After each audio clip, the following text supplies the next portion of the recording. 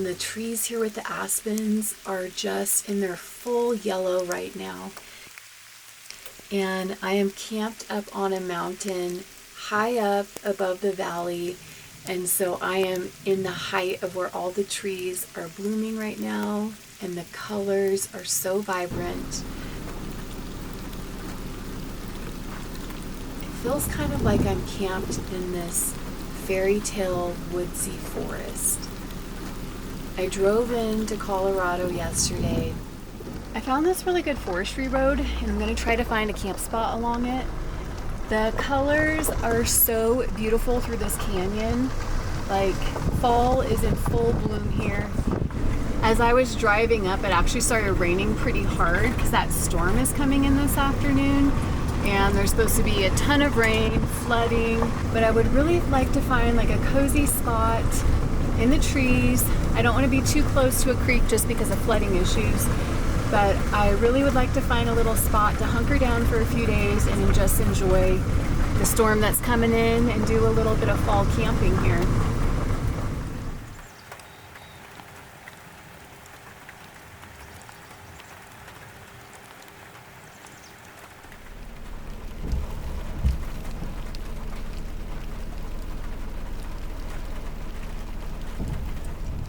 This time I decided I would take the normal highway route, but I wanted to explore some of the forest roads and see some of the creeks that are flowing right now.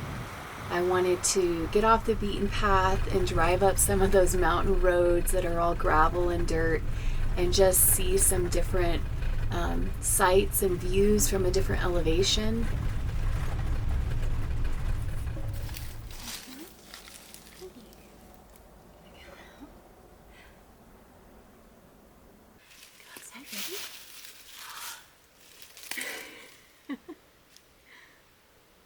Do you like all the leaves? Because we got into camp a little later than I normally would have, I decided just to do a lunch-dinner combo. And so I was digging through my fridge and I found what I was so excited. I forgot that I had a pumpkin butternut squash bisque that I had got at Trader Joe's. And I was like, I'm in Colorado right now and I'm here camped in these woods with all these aspen trees. What could possibly be more fall than a pumpkin butternut squash bisque soup?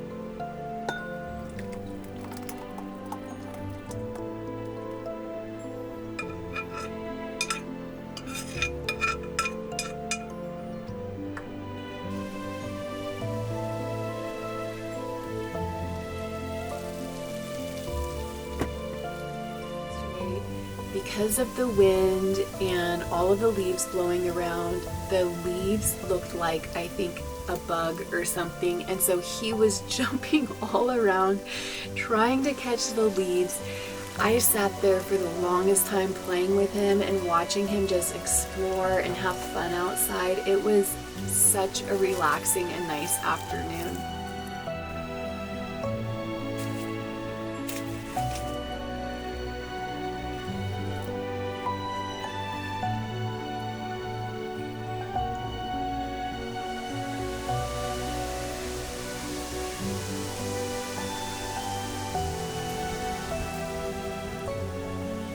It was getting a little bit windy. I could tell that the storm was moving in. There were leaves blowing everywhere, and just hearing that sound through the trees was just as peaceful as being by a river, honestly.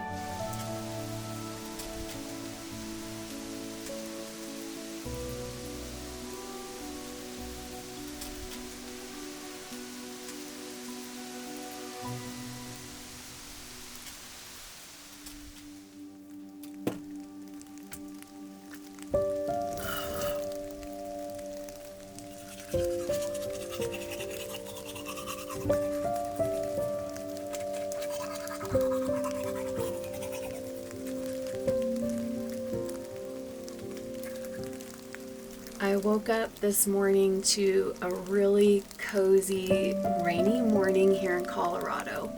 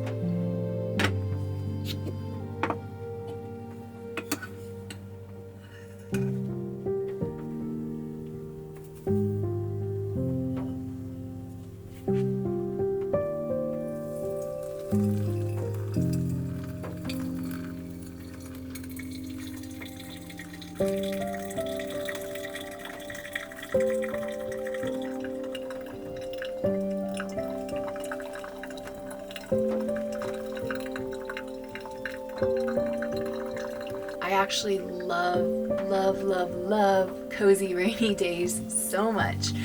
And this is like my very first one for the fall. And so I'm just soaking that up. I think too, on rainy days, I give myself more permission to like just enjoy the time and not like have to have this long to-do list of things to do.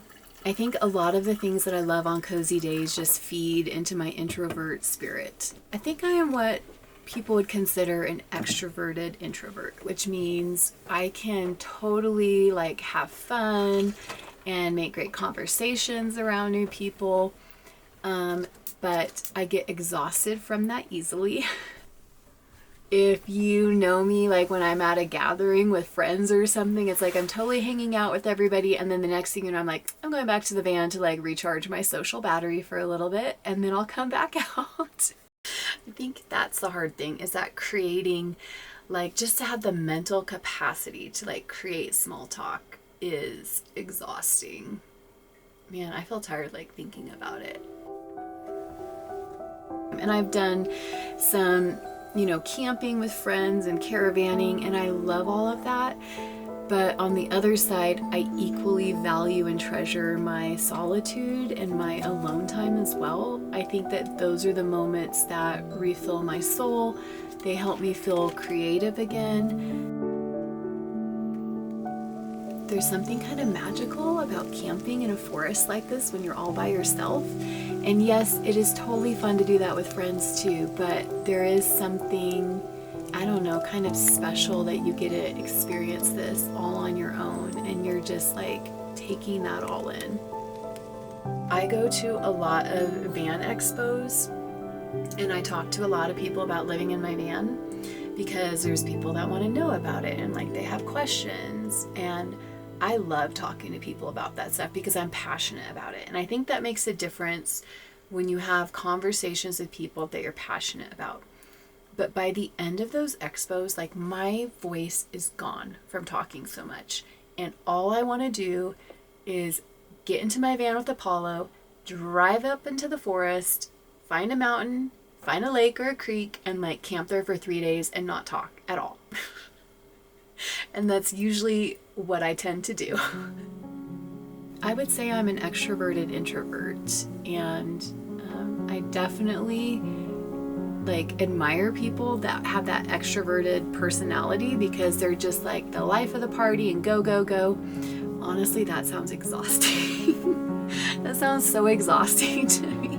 I'm like, I can do that for like 10 minutes. And then I'm like, and I need a quiet corner. Like, I'm good in big groups, but like where I think I'm my best is one-on-one conversations with people. I think a lot of that because of my personality, I just really like to have like deep, good conversations with people. And I'm not saying you can't do that in a group. I just think it's a lot harder. And so even if I am like at a party or a group of people, I tend to find like one or two people and kind of create a conversation with them just because that gives me the space to like open up about some real things going on in my life, ask them questions about real things going on in their life. I think I'm at the age now, and also having gone through different life circumstances where I don't really care to talk about the weather as much, or, you know, things that are surface level. Not that those things aren't good and have the right time and place, but I think that there's just so much more to life and purpose, and that we can waste so much of our time just digging on the surface with somebody, getting to know them and the conversations we create, that we're not really getting to know them as the beautiful humans that they are. And I feel like when you can create a safe space to open up at a deeper level, you have more meaningful conversations that leave a lasting impact in your life.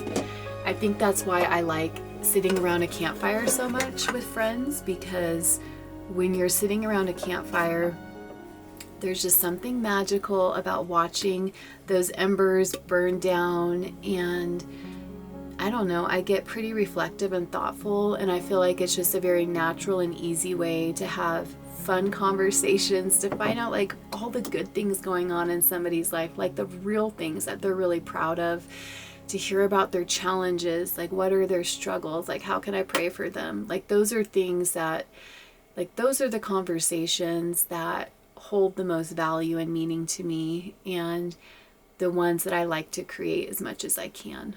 So I'm curious, are you an introvert, an extrovert? Are you like an extroverted introvert? Honestly, I don't even know what all the different ones are.